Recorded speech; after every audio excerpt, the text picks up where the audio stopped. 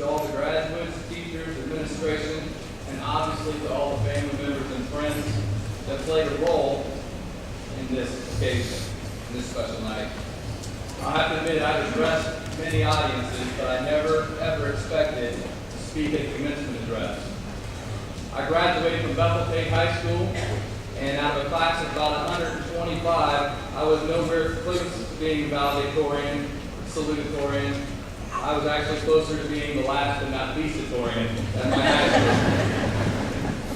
So to be asked to speak at the 2012 commencement is not only an honor and a privilege, but shocking as well. And I want to say to the graduates who got to clean up on all the awards, honors, and scholarships, but only because they did not recognize achievements like tardiness and goofing off or excelling in classes like lunch. I wanted to say to you all that if you are a graduate that's demonstrated a natural ability and proficiency in the subject of just enough to get by, if you're the graduate that just wants to make it across the stage tonight without tripping and falling on your face, I completely understand, because I've been there. But I want to tell you, do not give up.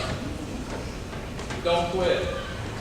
Never say never, because one day you may be asked to stand up and speak at a commencement address. In class of 2012, I've had the opportunity for the last 4 years to watch you, observe you, to see you on the athletic field with arts, theater, music, band, and all around the community. And I want to tell you, you're a great class. You have a lot of talent, and you're a wonderful group of people. But having said that, there's also one graduate out there that I've had the chance to observe for 18 years. And I'm trying to keep this from turning into a Hallmark Channel moment right now, folks. So please bear with me. There's one particular graduate that I've had the blessing of being known as her daddy. And if you know Hannah White, she's really quiet and shy, so I'm not going to point her out and embarrass her. But I'll give you a hint, she's sitting out there in a white gown with a white cap on. And an extremely red face at this point. Hannah, as your daddy, I want you to know I'm proud of you. And since I may never be invited to speak back here again, I have another daughter who will be walking across the stage next year. So Becca, close your eyes and just pretend right now. Becca, I'm proud of you. Now, being a speaker who's an equal opportunity speaker, I know you all would like to say the same, and you've been sitting for a while, so why don't you stand up, look at your graduate, and say, I'm proud of you. Go ahead and do that real quick. Stand and tell them one down. Proud of you.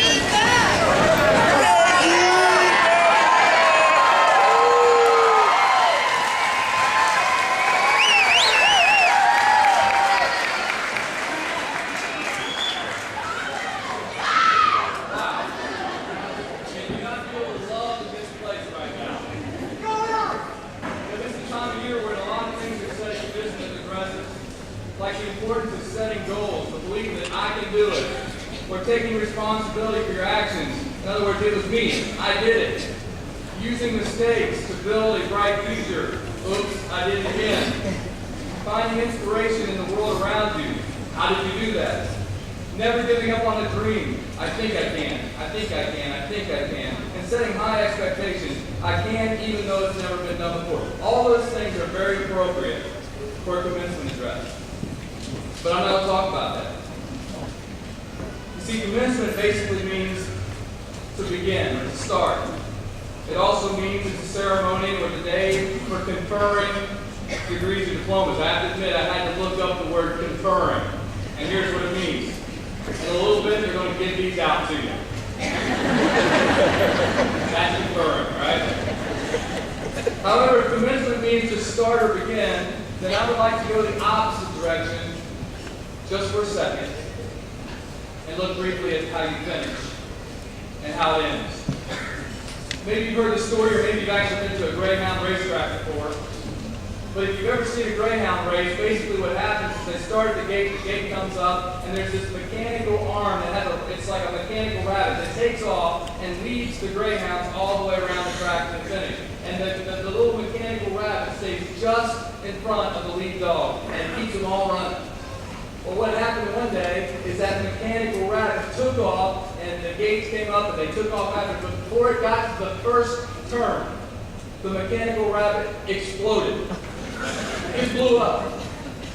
And when that happened, the Greyhounds had no idea what to do because they'd always chased that mechanical rabbit. One dog started chasing its tail around and running around in circles. A couple of other dogs started chasing and scrapping at one another. One dog kept right on running straight, hopped the fence, and left the track completely. One dog just decided to plop down right there on the track. And one dog turned around and ran all the way back to the starting gate. Now I want you to imagine that scene, and here's the point and the context of that story I want to point out tonight. Every single one of you in the class of 2012 has been chasing a mechanical rabbit on a daily basis for the last 12 to 13 years. You've had this night circled on your calendars mentally for the last 13 years. Ever since homework stopped being fun to you, you had this, which is probably first grade for the guys and fourth grade for the girls. You had this day circled in your calendar. And yet all of you have been running a daily circle around the track, focusing on May of 2012, kindergarten, first, second, third, and so on, and so on, and so on, chasing the mechanical rabbit. And now you're here tonight, and you caught it. It stopped. And you can't chase that rabbit anymore. And that reality can make this night sometimes sweet, but sometimes bitter, tough. What do you do now? What do you do now when this mechanical rabbit you've been chasing is no longer here? Well, your response, quite honestly, would be very similar to the Greyhounds. Some of you are running around in circles right now, totally confused, not sure what it is you're going to do next. Some of you are chasing and snapping at one another. We'll not call them dogs, we'll call them people here. Because you're confused, you're stressed, you're nervous, you're anxious. Some of you are ready to just plop down on the track and rest for a while. Some of you are ready to jump straight ahead, jump the fence, leave this track because you want to go on to another adventure. You want to do something totally different. And then there are some of you that may want to turn around and run backwards and maybe go home. If you find yourself in that group, however, can I prepare you by suggesting that for some of you, your family has also had this date circled on their calendar. As a matter of fact, while many of you are getting ready this afternoon, some of your parents have been changing the locks and reprogramming the garage door. Because as hard as this is to believe for you, they've been chasing this rabbit too. But now that you've caught the mechanical rabbit of graduation night 2012, notice what's not on your mind. Notice what you're not thinking about.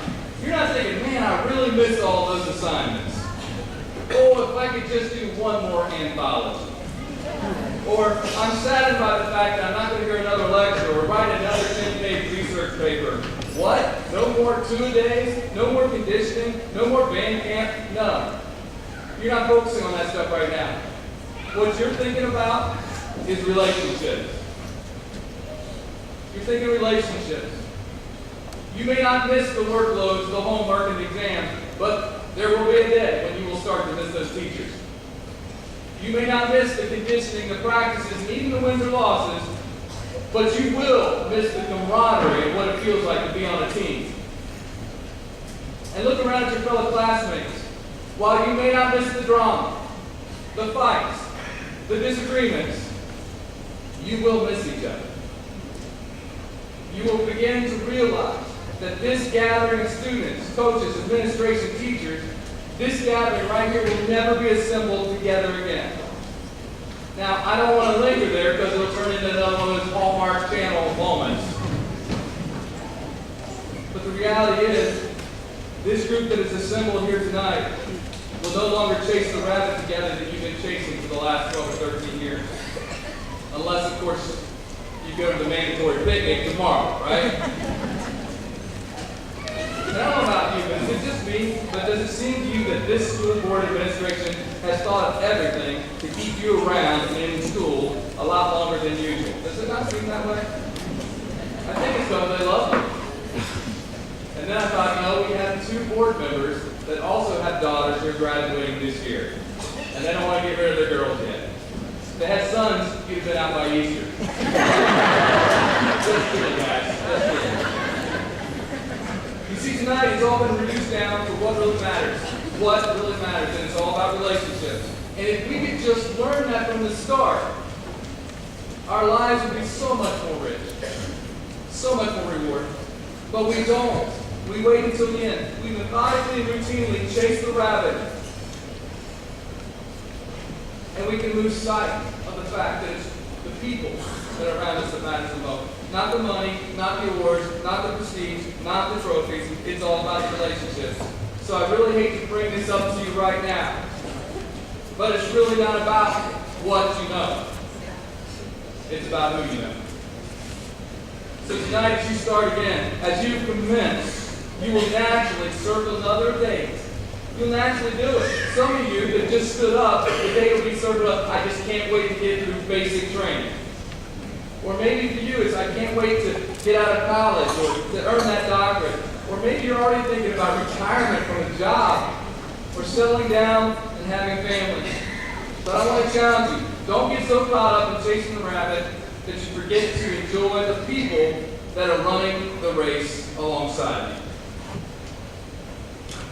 Because at every finish line, through every peak and valley, when it is truly over and there is a date circled, there is a date that has been circled when none of us will escape, when it will be the end, when we will take our final breath, that what's going to really matter is not our portfolios or the prestige or things or accomplishments.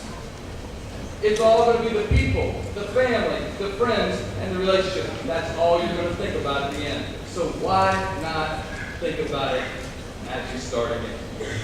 Tonight, as you move forward, remember to live each day appreciating the company you keep. Find someone that is running ahead of you. Look for somebody that's ahead of you. Someone that will stretch you, challenge you, motivate you to climb higher and run faster. At the same time, find someone who's running alongside of you. Someone who's going to encourage you, who's going to walk with you, who's going to keep you honest and humble. And they're going to be with you no matter what. And also find someone that is lagging behind you. Someone who's running behind you that you can lead, that you can mentor, that you can be a role model, that you can pay it forward. I want to leave you with the words of a missionary named Jim Elliot, who lost his life by the people he was trying to win over for Christ. And he said this: wherever you are, be all there. Wherever you are, be all there. Wherever you are, class of 2012, moving forward, be all there. So I want to congratulate, again, the graduates, the teachers, the administration, and all the family and friends that played a crucial role in getting you to this night. May God bless you all, and I hope the key and the garage door opener works for you when you get home tonight. And if it doesn't, don't panic. You will not starve because there's a mandatory picnic tomorrow. Enjoy the picnic, so while you're there, be all there. Thank you very much.